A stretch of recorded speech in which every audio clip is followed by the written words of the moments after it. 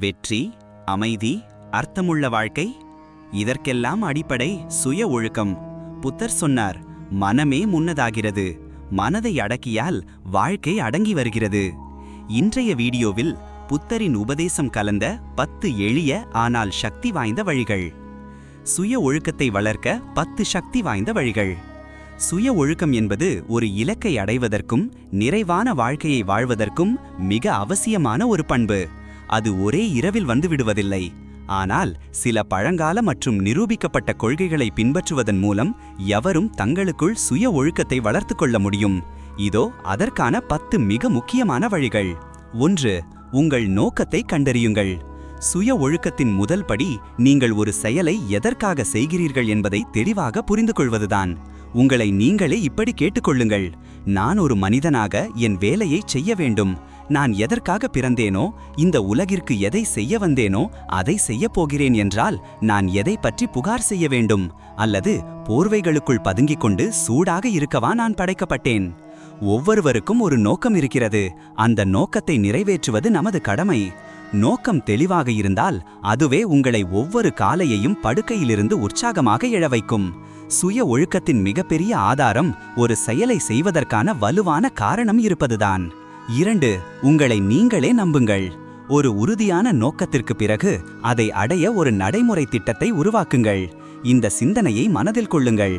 உங்கள் ஆசையை கல்லாக மாற்றுங்கள். உங்கள் பசியை அடக்குங்கள். உங்கள் மனதை அதன் மீதே மையப்படுத்துங்கள். உங்கள் இலக்குகளுக்கு மட்டுமல்ல, அந்த இலக்குகளை அடைய நீங்கள் எடுக்கும் அனைத்து சிறு செயல்களுக்கும் உறுதியளிக்க வேண்டும். சவால்கள் எதுவாக இருந்தாலும் வேலையை செய்து முடிக்க தேவையான அனைத்தையும் செய்ய முழு அர்ப்பணிப்புடன் இருக்க வேண்டும். உங்கள் இலக்கை சிறு சிறு மைல்கற்களாக உடைத்து படிப்படியாக முன்னேறுங்கள். இது சோர்வையும் தள்ளி போடும் பழக்கத்தையும் தடுக்கும். 3. ஒவ்வொரு நாளும் உங்கள் கடமையை செய்யுங்கள். ஒரு முக்கியமான கொள்கை இதுதான்.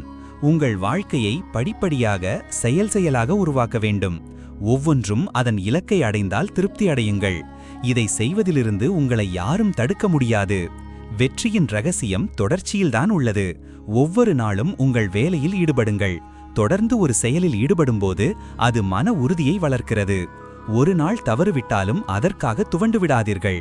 அடுத்த நாள் ஒரு புதிய தொடக்கம் என்பதை நினைவில் கொண்டு மீண்டும் முயற்சியை தொடங்குங்கள். 4. தன்னார்வ கடின பயிற்சியை மேற்கொள்ளுங்கள். ஒரு பழங்கால ஞானம் கூறுகிறது, நாம் சிறிய விஷயங்களில் நம்மை ஒழுங்குபடுத்திக் கொள்ள வேண்டும். அங்கிருந்து அதிக மதிப்புள்ள விஷயங்களுக்கு முன்னேற வேண்டும். தன்னார்வ கடின பயிற்சி என்பது நம்மை நாமே அவ்வப்போது சோதித்துக் கொள்வது. வாழ்க்கையை வேண்டுமென்றே சில வழிகளில் அசௌகரியமாக மாற்றுவதன் மூலம் உண்மையான கடினமான நாட்களுக்கு நம்மை நாமே தயார்படுத்திக் கொள்கிறோம். உதாரணமாக, ஒருவேளை உணவை தவிர்ப்பது, குளிர்ந்த நீரில் குளிப்பது, தரையில் உறங்குவது போன்றவை உங்கள் மன உறுதியை வலுப்படுத்தும். 5. கட்டுப்படுத்தக்கூடியவை, முடியாதவை என பிரித்து பாருங்கள். இந்த உண்மையை உணருங்கள். உங்கள் மனதின் மீது உங்களுக்கு அதிகாரம் உண்டு, வெளி நிகழ்வுகளின் மீது அல்ல. இதை உணர்ந்தால் நீங்கள் வலிமையை காண்பீர்கள். உங்கள் கட்டுப்பாட்டில் இருப்பவை எவை, இல்லாதவை எவை என்று பிரித்து பார்க்க கற்றுக்கொள்ளுங்கள். உங்கள் கட்டுப்பாட்டில் இல்லாத விஷயங்களை பற்றி கவலைப்படுவதை நிறுத்துங்கள். உங்கள் கவனம், ஆற்றல் மற்றும் செயல்களை உங்களால் மாற்றக்கூடிய விஷயங்களில் மட்டும் செலுத்துங்கள். இது தேவையற்ற மன அழுத்தத்தை குறைத்து உங்கள் ஒழுக்கத்தை மேம்படுத்தும். 6. ஒருபோதும் பாதிக்கப்பட்டவராக நடிக்காதீர்கள். முணுமுணுக்காமல் உங்கள் வேலையை செய்யுங்கள் என்ற கொள்கையை பின்பற்றுங்கள். ஏன் எனக்கு மட்டும் இப்படி, என் சூழ்நிலை சரியில்லை போன்ற சாக்குப்போக்குகளை கூறுவதை நிறுத்துங்கள். இது மன உறுதிக்கு எதிரானது. தவறு உங்களுடையதாக இல்லாவிட்டாலும் சூழ்நிலையை சரி செய்யும் பொறுப்பை நீங்களே எடுத்துக்கொள்ளுங்கள். நடவடிக்கை எடுக்க முன்வரும் நபராக இருங்கள், மற்றவர்களை குறை கூறும் நபராக இருக்காதீர்கள். 7.